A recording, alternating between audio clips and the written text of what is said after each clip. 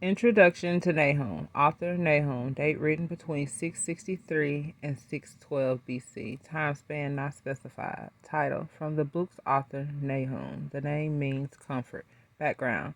The book of Nahum is a sequel to the book of Jonah, wherein Jonah led to the city of Nineveh, Assyria's capital, is a tremendous revival which delays God's judgment against them. But that happened about 150 years before, and now, after years of falling away, Nineveh has become even more wicked. Assyria is at the peak of her reign, exuding pride, wealth, and power. Nahum, a prophet from the Judean town of Elkosh, Elkosh, has this mission to preach God's coming judgment against Nineveh and God's comfort to the Israelites. Where written, Judah, to whom?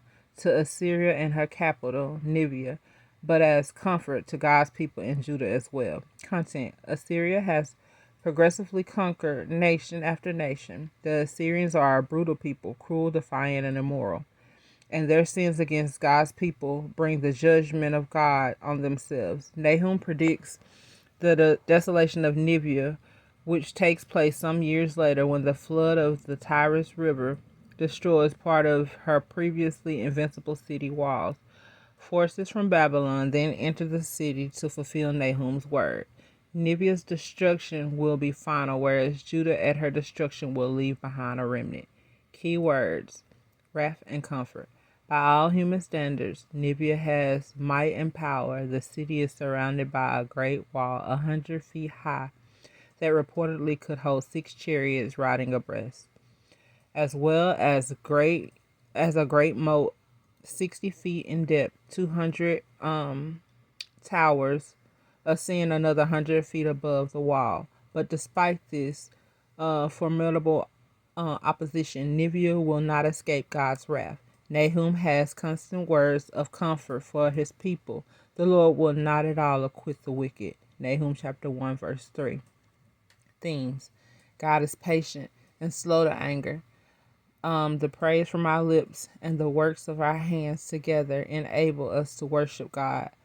1 plus God is a majority. God's promises are sure, whether for blessing or for punishment. We should lean not on our own might, but on our mighty Lord. Vengeance is a right reserved for God alone. Outline. Number 1. Nahum's vision of God's power and the deliverance of Judah is found in Nahum chapter 1, verses 1 through 14. Number 2. Destruction of Nineveh is found in Nahum chapter 1, verse 15 through Nahum chapter 2, verse 13. And number 3. Reasons for the fall of Nineveh is found in Nahum chapter 3, verses 1 through 19. May the Lord add a blessing to the introduction of the book of Nahum.